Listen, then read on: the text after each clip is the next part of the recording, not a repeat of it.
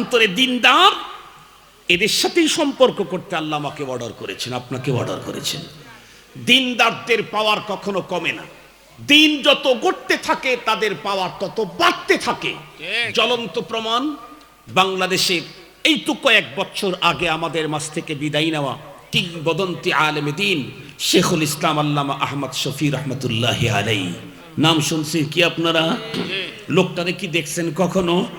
আমার পীর ও মুর্শিদ আমাকে হযরত খেলাফত দিয়েছেন, ইজাজত দিয়েছেন। আল্লাহ শুকুর, অহংকার করে বলতেছি না। বর্তমানে বাংলাদেশের 4 বুজুর্গ আমারে খেলাফত দিয়েছেন। 2 জন দুনিয়া থেকে চলে গেছেন, শেখুল ইসলাম আল্লামা আহমদ শফি রহমতুল্লাহি আলাইহি, কায়েদে মিল্লাত জুনাইদ বাবুনগরী রহমতুল্লাহি আলাইহি। বাবুনগরী সাহেব আমাদের 4 জনকে এট আ টাইমে খেলাফত দিয়েছেন। মামুনুল হক, আব্দুল বাসেদ খান, খালেদ সাইফুল্লাহ আইয়ুবী আর হাসান জামিল। এই 4 জনকে বাবুনগর মাদ্রাসার একটা কক্ষে নিয়ে আমাদেরকে একসঙ্গে ইজাজত খেলাফত দিয়েছিলেন।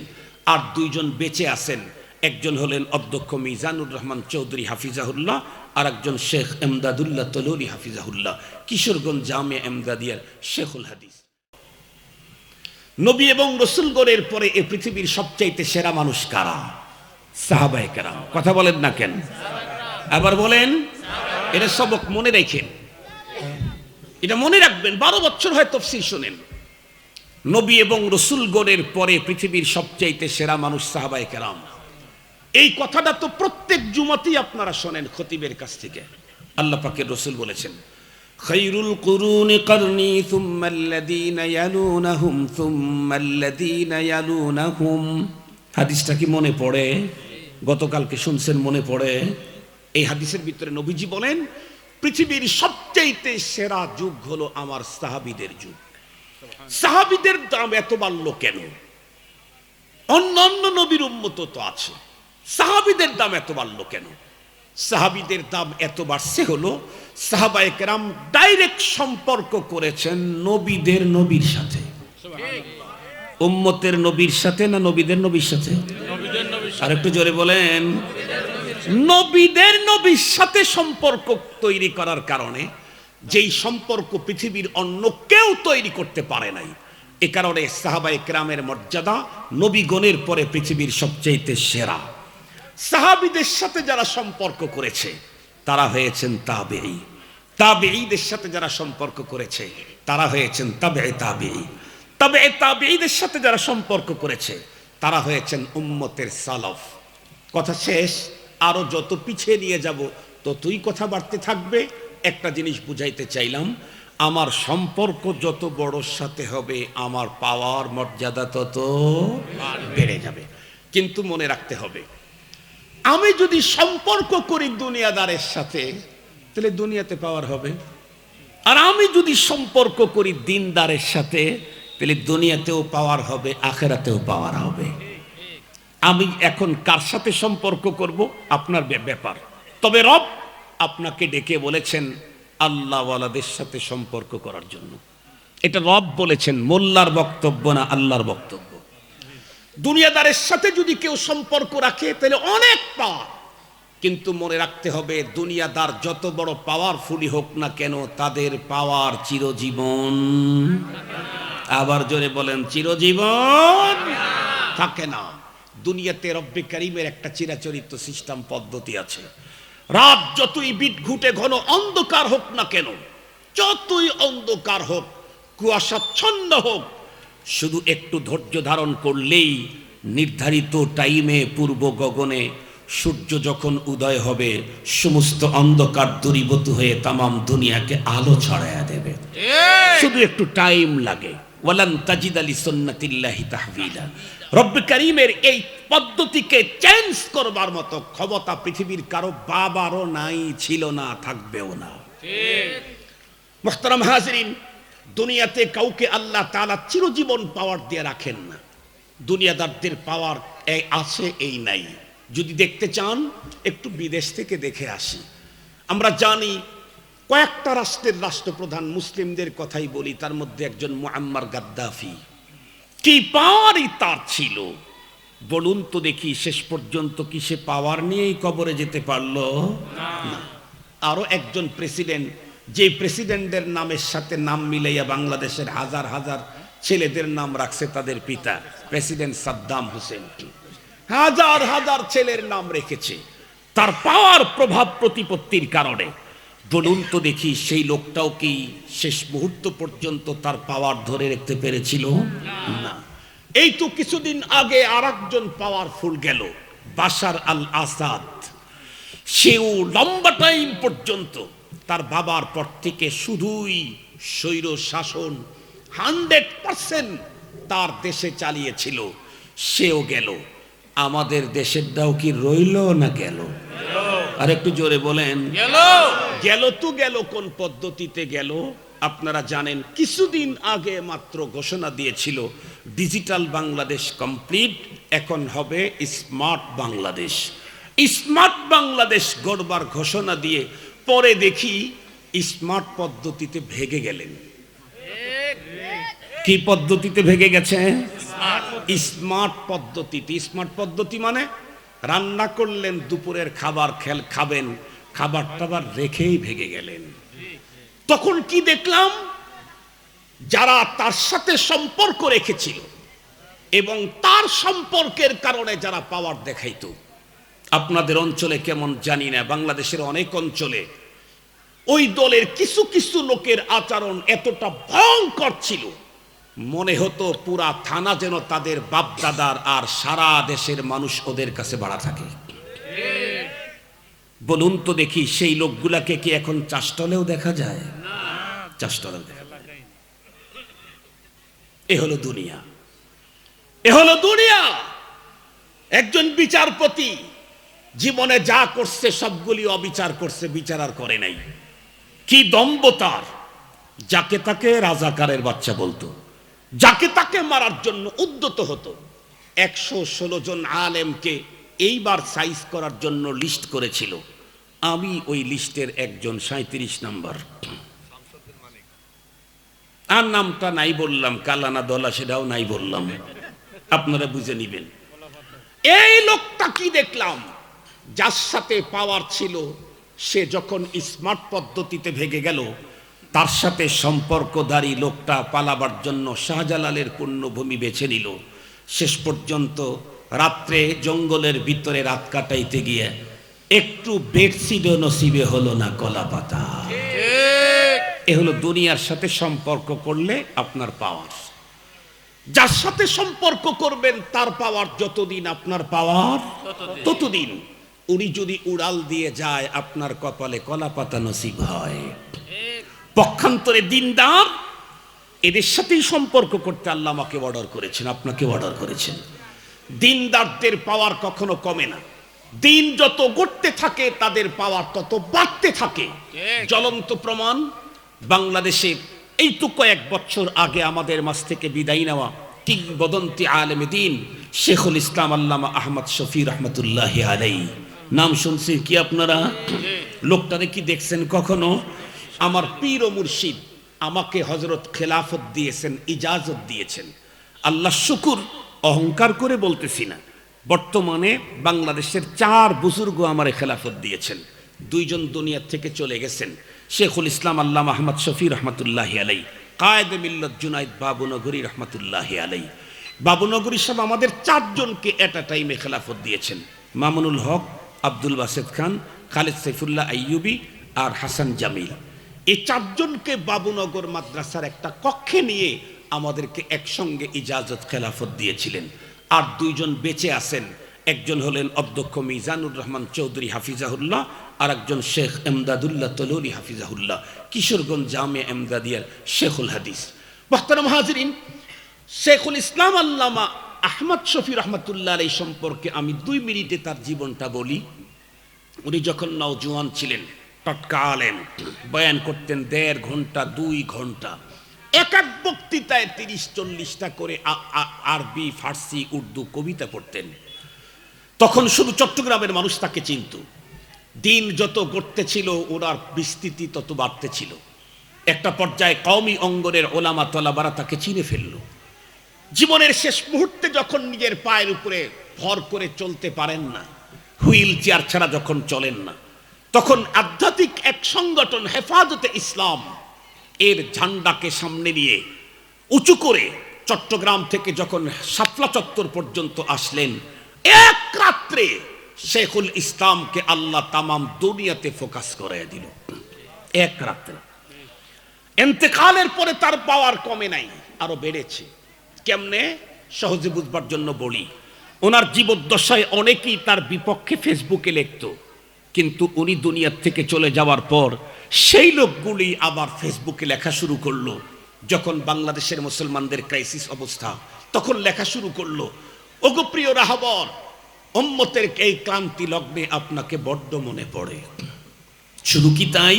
আরো সহজে বুঝবার জন্য বলি, হযরতে শাহজালাল মুজাররবে ইয়ামানি সিলেটে যার মাজার, আপনারা তাকে দেখেছেন? কেউ দেখেননি। বলুন তো দেখি, এই লোকটার প্রতি আপনাদের কয়জনের বিদ্বেষ আছে? মুহাব্বত? কথা বলেন না কেন? মুহাব্বত আছে, বিদ্বেষ জিরো। বিদ্বেষ জিরো, মুহাব্বত আছে। লোকটা বেঁচে থাকতে যেই পরিমাণে মানুষ তার প্রতি ভক্তি শ্রদ্ধা রাখত, মরণের পরে পার্সেন্টেজ আরো বেড়ে গেছে। শুধু কি তাই? খোদাই মেসেজটাও শুনে নেন, খোদাই মেসেজটাও শুনে নেন। মনে রাখবেন, আল্লাহ পাকের রসুল যত হাদিস বলেছেন, নবীজি বলেছেন, কিন্তু বলাইছেন আল্লাহ। বলাইছেন কে? আল্লাহ। ওয়ামা ইয়ানতিকু আনিল হাওয়া ইন হুয়া ইল্লা ওয়াহয়ুন ইউহা। গুফতায়ে ও গুফতায়ে মাওলা বুয়াদ, গরচে আজ হুলকু মে আব্দুল্লাহ বুয়াদ।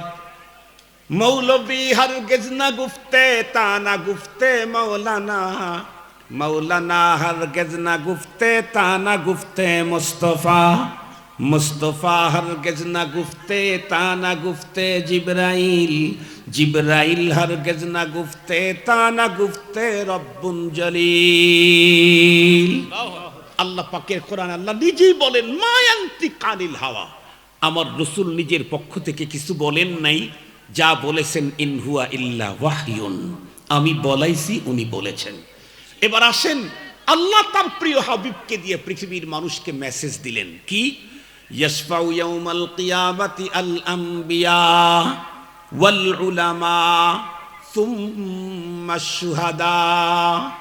আজকের আদালতে আব্দুল বাসেত খানের কোনো ভ্যালু নাই, মামুনুল হকের কোনো দাম নাই। কথা বলেন? খালেদ সাইফুল্লাহ আইয়ুবীর কোনো মর্যাদা নেই। কিন্তু রব্বুল আলামিন তার রাসূলকে দিয়ে জানায় দিলেন, পরপারে যখন মহান আদালত বসবে, সেই মহান আদালতের একমাত্র মহান বিচারপতি আমি রব্বুল আলামিন। সেই আদালতে দুনিয়ার কোনো জজ, ব্যারিস্টার, লয়ারদের কোনো পাত্তাই থাকবে না। সেখানে নাম্বার 1 মর্যাদা পাবে আম্বিয়ায়ে কেরাম, নাম্বার 2 উলামায়ে কেরাম। সে আদালতে আল্লাহ প্রদত্ত পাওয়ারের বলে উলামায়ে কেরাম লক্ষ লক্ষ অপরাধীদেরকে আল্লাহর আদালত থেকে নিরঙ্কুশ খালাস করে জান্নাতে পৌঁছায় দিবেন, সুবহানাল্লাহ। আল্লাহ প্রদত্ত পাওয়ারের বলে। এখন আপনি সিদ্ধান্ত নেন, সম্পর্ক কার সাথে করবেন। যদি দুনিয়াদারের সাথে, তাহলে ওই যে কলা পাতা, মনে আছে কি? আর যদি দিনদারের সাথে সম্পর্ক করেন, দিনদারের দিন যত গড়তে থাকে, পাওয়ার তত বাড়তে থাকে। বিষয়টাকে 100% ওপেন করার জন্য, সম্পর্কের কারণে কি পরিমাণে দাম হয়, এটা 100% বুঝাবার জন্য দুইজন মানুষের ইতিহাস বলবো। ধৈর্য ধারণ করতে পারবেন তো? ওয়াদা কিন্তু দিয়েছেন। ইয়া আল্লাহ, টাইম তো প্রায় অল্প সময় আছে, আর 1 ঘন্টা আরো বাড়ায় দিলেন আমার এই সময়। আলহামদুলিল্লাহ, জাযাকুমুল্লাহ। আল্লাহ তাআলা যেন আপনাদের এই শুধু মজা না, বরং আল্লাহ পাক যেন এর উপরে আমাদেরকে জীবন গড়বার তৌফিক দান, আমিন। মুহতারাম হাজিরিন, বিশ্বনবীজির যুগ হলো সবচেয়ে বড় যুগ, সোনালী যুগ। সেই সোনালী যুগের দুইজন মানুষের কথা আমি বলবো। শুনলে যেমন মজা লাগবে, তেমন নিজের জীবনের ভিতরে আমলের জন্য স্পিরিট তৈরি হবে ইনশাআল্লাহ। তার ভিতরে একজনের নাম বলবো, উনি বিশ্বনবীজি যেই মসজিদের ইমাম ছিলেন, সেই মসজিদের মুয়াজ্জিন। বলেন তো দেখি নামটা কি হবে? মাশাআল্লাহ, আপনাকে আন্তরিক ধন্যবাদ। সবার ভিতরে ওনার নামটা সুন্দর হয়েছে। উনি বলছেন বেলাল রাদিয়াল্লাহু আনহু। কেন? সাহাবীদের মতো ঈমান আনতে আমাকে অর্ডার করা হয়েছে। শুধু কি তাই? আল্লাহ পাকের রাসূল বলেছেন, ফামান আহাব্বাহুম ফাবিহুব্বি আহাব্বাহুম ওয়ামান আবগাদাহুম ফাবিবুগদি আবগাদাহুম। সাহাবীদেরকে যদি কেউ মুহাব্বত করে সে আমাকেই মুহাব্বত করলো। সাহাবীদের সাথে যদি কেউ বগজ আদাওয়াত রাখে সে আমি রাসূলের সাথে আদাওয়াত রাখলো। সমস্ত সাহাবীদের ব্যাপারে রব্বুল আলামিনের ঘোষণা রাদিয়াল্লাহু আনহু। আল্লাহ যাদের ব্যাপারে রাদিয়াল্লাহু আনহু বললেন, আপনি তাদের নাম বলবেন, রাদিয়াল্লাহু আনহু বলবেন না, এটি কখনো মেনে নেওয়া যায় না। মনে থাকবে তো? সাহাবী যেই হোক তার নাম উচ্চারণ করব তো আদবের সাথে। তাহলে আল্লাহ পাক এই মুহাব্বতের কারণে আমার অন্তরে ঈমানের নূর বাড়ায় দিবেন। সুবহানাল্লাহ। বেলাল হাফসি রাদিয়াল্লাহু তাআলা আনহু পয়গম্বরের এক সাহাবী, কিন্তু মানুষটা কালো, জন্ম হাফসাতে, ঠোঁট দুটি মোটা। আজান দিতেন মসজিদে নববীতে, কিন্তু আজানের সুর টুর তো সুন্দর ছিল না, এমনকি শিনের উচ্চারণটাও সুন্দর করতে পারতেন না। তারপরে আবার কৃতদাস, সব দিক থেকে অনেকটাই নিচের, কিন্তু এই লোকটা সম্পর্কটা করছে কার সাথে? না, নবীদের নবীর সাথে, নবীর মাধ্যমে আল্লাহ পাকের সাথে, তাই না? কুল ইন কুনতুম তুহিব্বুনাল্লাহা ফাত্তাবিউনি ইউহিব্বুকুমুল্লাহ ওয়া ইয়াগফির লাকুম যুনুবাকুম ওয়াল্লাহু গফুরুর রহিম। আল্লাহই তো জানায় দিলেন, আমাকে মোহাব্বত করতে চাইলে আমার হাবিবের সুন্নত, তার সাথে সম্পর্ক গড়ো, তাহলে আমি তোমারে মোহাব্বত করা শুরু করব। সুবহানাল্লাহ, সুবহানাল্লাহ। নবীদের নবীর সাথে সম্পর্ক করার কারণে কালো হাফসারে মানুষটার দাম কি পরিমাণে বাড়লো, এই বিষয়টা আপনাদেরকে বুঝাইতে চাইলে একটা ছোট্ট ইতিহাস জানতে হবে। বলেন তো দেখি, আল্লাহ পাক আমাদের রাসূল সাল্লাল্লাহু আলাইহি ওয়াসাল্লামকে স্পেশাল একটা ট্যুর করাইছিলেন, যেই জাতীয় ট্যুর পৃথিবীর কোনো নবী রাসূলের হয় নাই। সেই ট্যুর আর সফরের নাম মাশাআল্লাহ। মেরাজটা যেন কোন মাসে হয়েছিল? রজবুল মুরাজ্জাব। গতকালকেই তো রজব মাস ছিল, গতকালকে রজব মাস ছিল না? আজকে পহেলা শাবান।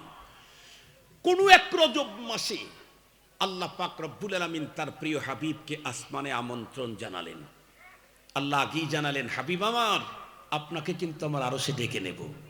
বলেন তো দেখি, আল্লাহ যখন জানাইছেন তার রসুলকে যে আপনাকে আমার আরশে নেব, আপনার সাথে আমার ডাইরেক্ট দেখা হবে, তখন থেকে নবীজির অন্তরের অবস্থা কি থাকতে পারে? কি অবস্থা হতে পারে? হফতে দরিয়া গরবানু শামতর নগর দদ জানে মান শরবতে দিদারে বায়দ আজলবে মেহবুবে মান। সপ্ত দরিয়া পান করাইলেও মনের তৃষ্ণা মিটবে না, বন্ধুর সঙ্গে দেখা হলেই মিটবে সকল যন্ত্রণা। जन्नत दोज़ख से या रब क्या करो, आरज़ू है मैं तुझे देखा करो, हूर गिलमा जितने नेमत हाय तू, सबसे बढ़कर नेमत दीदार तू। বন্ধুর সাথে দেখা হবে, এর চাইতে মজার পৃথিবীতে আর কি হতে পারে? আল্লাহ পাক রব্বুল আলামিন যেই রাত্রে তার হাবিবকে আরশে আমন্ত্রণ জানালেন, ওই রাত্রে পয়গম্বরকে রিসিভ করার জন্য দুইটা গ্রুপ পাঠায়া দিলেন। একটা গ্রুপ আদম পয়গম্বর থেকে ঈসা পয়গম্বর পর্যন্ত সমস্ত নবীগণকে, সমস্ত নবীগণকে আল্লাহ পাক ডেকে বললেন, আপনারা বাইতুল মুকাদ্দাসে আগায়া যান। মাল হিকমাতু ফিহি আরব। আল্লাহ পাক উত্তর করলেন, আমি আমার হাবিবকে আমার আরশে আমন্ত্রণ করেছি, উনি বাইতুল্লাহ থেকে বাইতুল মুকাদ্দাস হয়েই আমার আরশে আসবে, আপনারা রিসিভ করার জন্য বাইতুল মুকাদ্দাস পর্যন্ত আগায়া যান। কি ইজ্জত, কি সম্মান! যাদেরকে রিসিভ করার জন্য পাঠানো হয়েছে তার ভিতরে পয়গম্বরের দুইজন বাবাও আছেন, আদম আলাইহিস সালাম, ইব্রাহিম আলাইহিস সালাম। হাদিস খুলে দেখেন, এই দুইজনের ব্যাপারে আমার পয়গম্বর বাপ বলে সম্বোধন করেছেন। এই মেরাজের হাদিসের মধ্যে আছে। আর একটা গ্রুপে একজন পাঠাইলেন, কিন্তু একজন লক্ষ জনের সমান। সে কে? জিবরাইল আমিন। আল্লাহ পাক জিবরাইল আমিনকে ডেকে বললেন, জিবরিল, তুমিও যাও, তবে তুমি আবার নবীদের সাথে বাইতুল মুকাদ্দাসে ওয়েটিংয়ে থেকো না, তুমি একদম আমার পয়গম্বরের শয়ন কক্ষে চলে যাও। গত সপ্তাহে বুখারী শরীফের প্রথম খণ্ডের শেষের সবকের দিকে পড়াইতেছিলাম, দেখলাম ইমামে বুখারী রাহমাতুল্লাহি আলাইহি বর্ণনা নিয়ে আসছেন, নবী আলাইহিস সালাম তখন হাতিমে কাবার ভিতরে ছিলেন। জিবরাইল আমিন সেখানে গিয়ে হাজির। হুজুর চলেন। কোথায়? আল্লাহর আরশ। চলো, আল্লাহর আরশ চলো। জিবরাইল আমিন পয়গম্বরকে বের করে নিয়ে আসলেন। পয়গম্বরকে বহন করার জন্য একটা বাহন নিয়ে আসা হলো। দেখতে খুব বড় না, সাদা, স্বাভাবিক। দুনাল হিমার ফাওকাল বাগাল, গাদা খচ্চরের মাঝামাঝি, কিন্তু চলার গতি আল্লাহ। ও যে একটা কদম ফেলে একজন মানুষের দৃষ্টির শেষ সীমানায় গিয়ে আর এক কদম, এত দূরে যদি এক কদম ফেলে, বলুন তো দেখি বিদ্যুৎ বেগে চলতে গেলে বাইতুল্লাহ থেকে বাইতুল মুকাদ্দাস পর্যন্ত যাইতে কয় বছর লাগবে? কয় মাস? কয় সপ্তাহ? কয় দিন? না, কতক্ষণ? সুবহানাল্লাযী আসরা বিআবদিহি লাইলাম মিনাল মাসজিদিল হারাম ইলাল মাসজিদিল আকসাল্লাযী বারাকনা হাওলাহু লিনুরিয়াহু মিন আয়াতিনা ইন্নাহু হুয়াস সামিউল বাসীর। একেবারে রাত্রের অল্প কিছু টাইম। কত অল্প? বাইতুল্লাহ থেকে যখন নবীজি বের হন, নতুন করে ওযু করছেন, সেখান থেকে বাইতুল মুকাদ্দাস, এরপরে আল্লাহ পাকের আরশ, লম্বা সফর শেষে আবার ঘুরে এসে দেখেন হুজুরের ওযুর পানিটা এখনো গড়ে গড়ে যাচ্ছে। হযরত রাসূল করিম সাল্লাল্লাহু আলাইহি ওয়াসাল্লামকে নিয়ে পথ চলা শুরু করে দিল। চলতে চলতে একটা পর্যায়ে বাইতুল মুকাদ্দাসে হাজির। জিবরাইল আমিন পয়গম্বরকে ডেকে বলেন, ওগো আল্লাহর হাবিব, নামেন। কি করতে হবে? সামনের দিকে তাকায় দেখেন। নবীজি সামনের দিকে তাকায় দেখেন মানুষ আর মানুষ। তার মানে আদম পয়গম্বর থেকে ঈসা পয়গম্বর পর্যন্ত যত নবী দুনিয়াতে এসেছিল, সমস্ত নবীগণ বাইতুল মুকাদ্দাসে আমার নবীজিকে রিসিপশন করার জন্য অপেক্ষমান। জিবরাইল আমিন আল্লাহর পয়গম্বরকে ডেকে বললেন, পয়গম্বর, আল্লাহ পাক রব্বুল আলামিন আপনাকে কি পরিমাণে মর্যাদা দান করেছেন। দেখেন, আদম পয়গম্বর থেকে শুরু করে ইব্রাহিম খলিল থেকে শুরু করে মুসা কালিমুল্লাহ, ঈসা রুহুল্লাহ, সমস্ত নবীগণকে আল্লাহ আপনাকে ইস্তেকবালের জন্য এখানে পাঠায়া দিয়েছেন। জিবরাইল আমিন, আমার এখন কি করণীয়? জিবরাইল পয়গম্বরকে ডেকে বললেন, ওগো আল্লাহর হাবিব, এই জাতীয় ইজতেমা পৃথিবীতে কোনোদিন কোনো জায়গাতে হয় নাই। সমস্ত নবীগণ এক জায়গায় আজকে জমা। এই শরফ আর এই ফজিলত আল্লাহ পাক রব্বুল আলামিন বাইতুল মুকাদ্দাসকে দান করেছেন। এই মর্যাদা পৃথিবীর অন্য কোনো মসজিদের জন্য আল্লাহ পাক রব্বুল আলামিন দেন নাই। সঙ্গত কারণে এখন সমস্ত নবীদেরকে নিয়ে আপনাকে সালাত আদায় করতে হবে। সালাত। পয়গম্বর বললেন, কেমনে, কোন পদ্ধতিতে হবে? জিবরাইল আমিন উত্তর করলেন, নবী, ইন্তাজির সা, একটু অপেক্ষা করেন, সালাতের জন্য আজানটা দেওয়ার দায়িত্ব আমি জিবরাইল নিজেই পালন করে নেই। কি মজার কথা!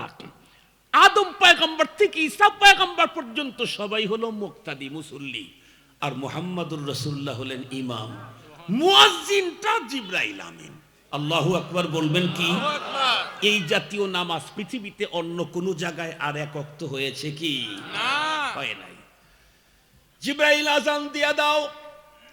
জিবরাইল আমিন আজান দেওয়া শুরু করলো। আল্লাহু আকবার, আল্লাহু আকবার, আল্লাহু আকবার, আল্লাহু আকবার, আশহাদু আল্লা ইলাহা ইল্লাল্লাহ, আশহাদু আল্লা ইলাহা ইল্লাল্লাহ, আশহাদু আন্না।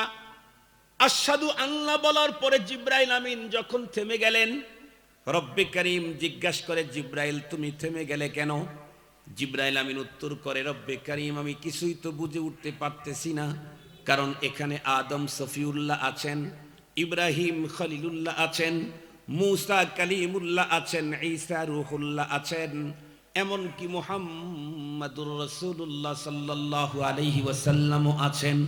আমি আশহাদু আন্না বলার পরে আদম সফিউল্লাহ বলবো, নাকি ইব্রাহিম খলিলুল্লাহ বলবো, নাকি মুসা কালিমুল্লাহ বলবো, নাকি ঈসা রূহুল্লাহ বলবো, নাকি মুহাম্মাদুর রাসূলুল্লাহ বলবো?